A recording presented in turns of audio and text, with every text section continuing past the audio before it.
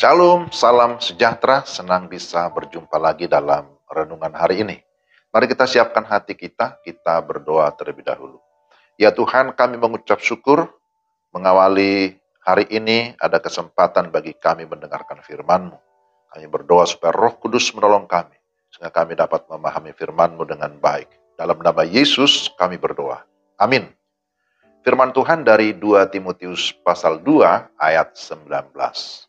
Tetapi dasar yang diletakkan Allah itu teguh, dan materainya ialah Tuhan mengenal siapa kepunyaannya, dan setiap orang yang menyebut nama Tuhan hendaklah meninggalkan kejahatan. Demikian 2 Timotius 2 ayat 19. Renungan kita saya beri tema dasar yang teguh. Saudara-saudara yang dikasihi Tuhan, agar kita memiliki sebuah kepastian kehidupan yang kekal, maka kita harus memiliki dasar yang teguh. Kita harus mengalami kelahiran baru, sehingga kita menjadi anggota keluarga Allah. Kelahiran baru dimulai dengan penyerahan diri yang jelas kepada Yesus Kristus. Urutan penyerahan diri tersebut diawali dengan pengakuan dosa dan kebutuhan akan juru selamat. Pengakuan dosa membawa kita kepada pertobatan untuk meninggalkan dosa. Kemudian mempercayai bahwa Yesus Kristus yang telah mati di kayu salib menjadi penebus satu-satunya bagi manusia berdosa. Kemudian setelah itu secara pribadi kita membuka hati untuk menerima Yesus sebagai Tuhan dan Juru Selamat kehidupan kita. Jadi sekali lagi bahwa langkah pertama adalah mengaku dosa. Yesaya 59 ayat 1-2 menyatakan, sesungguhnya tangan Tuhan tidak kurang panjang untuk menyelamatkan, dan pendengarannya tidak kurang tajam untuk mendengar. Tetapi yang merupakan pemisah antara kamu dan Allahmu, ialah segala kejahatanmu.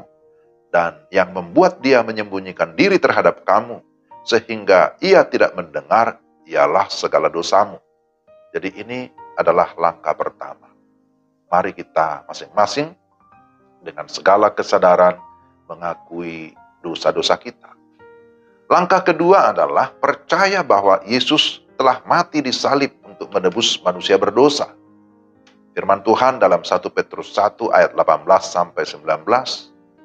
Sebab kamu tahu bahwa kamu telah ditebus dari cara hidupmu yang sia-sia, yang kamu warisi dari nenek moyangmu.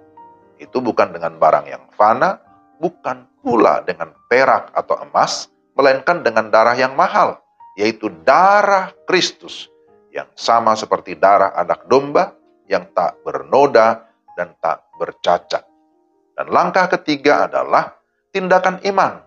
Tindakan iman adalah menerima Yesus sebagai Tuhan dan Juru Selamat secara pribadi.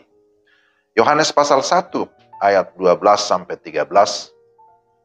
Tetapi semua orang yang menerimanya diberinya kuasa supaya menjadi anak-anak Allah, yaitu mereka yang percaya dalam namanya. Orang-orang yang diperanakkan bukan dari darah atau dari daging, bukan pula secara jasmani oleh keinginan seorang laki-laki, melainkan dari Allah. Jadi kita melihat secara jelas bahwa Kristus dialah yang menjadi dasar yang teguh dalam kehidupan kita. Ketika kita sudah sungguh-sungguh di dalam Kristus, kita memulai perjalanan iman kita dengan keyakinan bahwa Dia akan memimpin kita kepada seluruh kebenaran. Bagian kita adalah menyerahkan diri secara penuh kepada Tuhan dan mau melakukan segala apa yang Tuhan firmankan dengan segala ketaatan. Dan kita percaya sebagaimana firman Tuhan ini, bahwa Dia mengenal siapa kita. Dan pada saat yang sama, kita juga harus berjuang menjalani hidup ini dengan semakin mendekatkan diri kepada Tuhan yang sudah mengenal kita, tapi juga pada saat yang sama kita berlari meninggalkan segala dosa dan kejahatan. Dunia ini penuh dengan kejahatan. Ada banyak kepalsuan, ada banyak pengajar palsu, orang-orang munafik, bahkan juga yang sudah menyimpang dari kebenaran. Banyak yang menjadi troublemaker, pembuat kekacauan. Bagaimana kita dapat menjalani kehidupan kita tiap-tiap hari? Hanya dengan penyerahan hidup untuk terus dipimpin oleh Tuhan, dipimpin oleh Roh Kudus. Dan dalam segala kesadaran, dalam segala kerendahan hati, dalam segala ketaatan, mari kita berusaha melakukan firman Tuhan. Maka kita dapat berjalan dalam sebuah kepastian. Pengakuan bahwa Kristus sebagai dasar yang teguh, itulah yang mengharuskan kita sekali lagi untuk tunduk kepada Dia.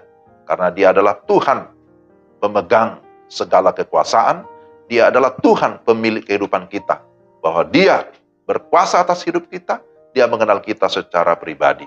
Ada seorang hamba Tuhan bernama Edward Mote berkata, pengharapanku tidak dibangun di atas dasar yang lain, kecuali atas darah dan kebenaran Yesus. Aku tak berani mempercayakan diri kepada pribadi-pribadi terhebat manapun di dunia ini, tetapi sepenuhnya hanya bersandar pada nama Yesus. Luar biasa pernyataan ini. Maka mari kita terus hanya bersandar pada Yesus. Dialah dasar yang teguh. Mari kita berdoa. Tuhan, terima kasih ada firman Tuhan yang meneguhkan iman kami, yang menuntun langkah kami. Kiranya Roh Kudus menguatkan kami, terus menolong kami supaya kami tetap menjadi pelaku firman, sehingga kehidupan kami sungguh-sungguh dapat berguna atau menjadi berkat bagi banyak orang. Pimpin dan sertai kami dalam nama Tuhan Yesus. Amin.